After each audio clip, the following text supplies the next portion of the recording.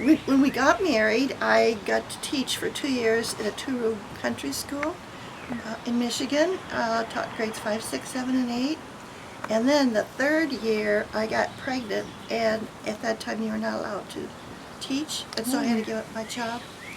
And I worked in a beauty salon, and I got 65 cents an hour. That's what we bought food with. But I called my dad, and I was crying, and he said, "What's the matter, Snooks?" And I said, "I'm pregnant." And he says, "That's okay, you're married." And then he said, "Whatever you need, I'll lend whatever you need, and you don't have to pay any interest." But it took us a long time before we paid that back. But that was the first one. But what I can remember from Brandon is we started, or Grandpa started to a building program there.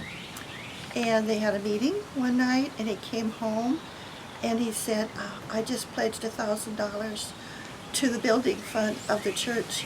And we were so poor that I had a broom, and the half of the stick was broken, so I was bending over, sweeping, and he told me that he'd just given a pledge for $1,000, and I said, "We don't have enough to buy a broom," and he just gave away all that money. That's one of the many times I probably talked about it. But we made it. Yeah. I told the story the other day about the building program again and again. The church just kept growing, and I was over my head. If you come fresh from the farm and you got to preach 2 sermons every Sunday, you got to teach a Sunday school class, lead a prayer meeting, lead the brotherhood, teach catechism classes, and sponsor the youth group, plus call on the sick in the shed, all by yourself.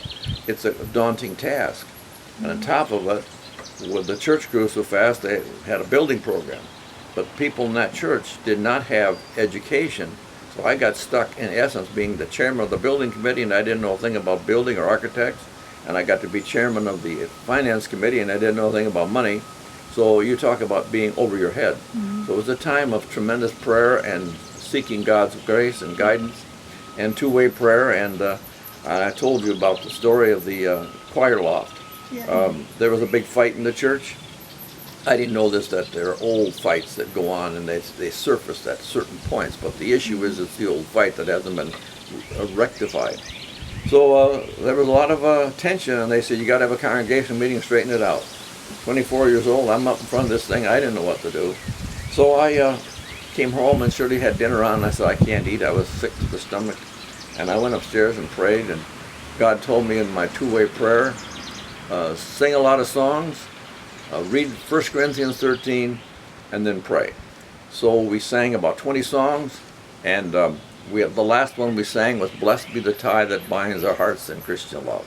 And then I read from 1 Corinthians 13, and the Holy Spirit really took over. It was Holy Spirit time. And then I prayed, and there was a silence and a peace in the room.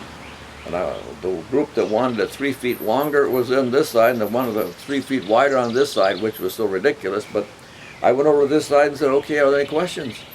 No questions. I went over to this side and said, "Now, are there any questions?" No questions. I did it again. Finally, I said, "Why don't we just shake hands, eat cake and coffee, and go home and forget the whole thing?" And they did. It was God at work. God providing.